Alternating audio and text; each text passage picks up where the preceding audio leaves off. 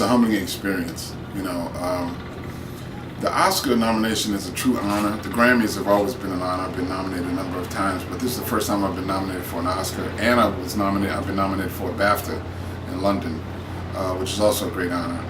Those things are overwhelming because, you know, with the Oscars in particular, with the whole question of diversity, for so many of us to be nominated this year, you can tell the nominations are well beyond just any one person. You know, this is a whole community that's being recognized for the efforts that they've been contributing to the world of film for years. And I'm very honored to be having it done with Spike Lee and Barry Brown, two guys that I've worked with for 30 years. And to share this moment with them, making history, is something you can't measure. You know, it's a beautiful experience.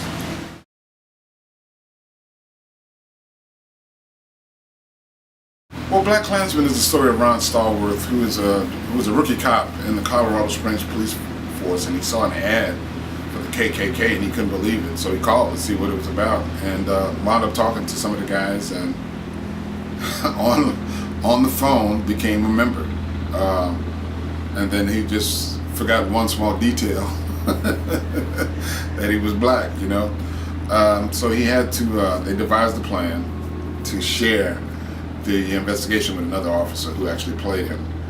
I remember when Spike told me this story, I couldn't believe it. I kept saying, man, is this real? I thought it was something he made up, you know.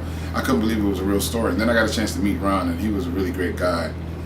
For the score, when I first saw it, you know, seeing all of those bell-bottom pants, leather jackets, and the afros, it brought me back to the 70s. And it was an interesting thing because it reminded me, I should say, the first time I heard Jimi Hendrix play the national anthem for the U.S. What was amazing about it was hearing him play that national anthem in the 70s. It was probably one of the most patriotic things that I heard, because it seemed as though he was screaming to the world that we're Americans too. We fought and died for this country just like everybody else, and we should be afforded all the rights and protections as anybody else. So that sound became the inspiration to me for the sound for BlacKkKlinsman. No, that was it. I mean, that's the reason why we used electric guitar. The interesting thing about it was I told Charles Arturo, who's the guitarist from the E Collective. It is the E Collective that is playing with the orchestra on the score. Mm-hmm. I told him, I said, look, man, you know, this is not about you sounding like Jimi Hendrix. We want to have the flavor of that song. I want you to be you, but I definitely want to have electric guitar.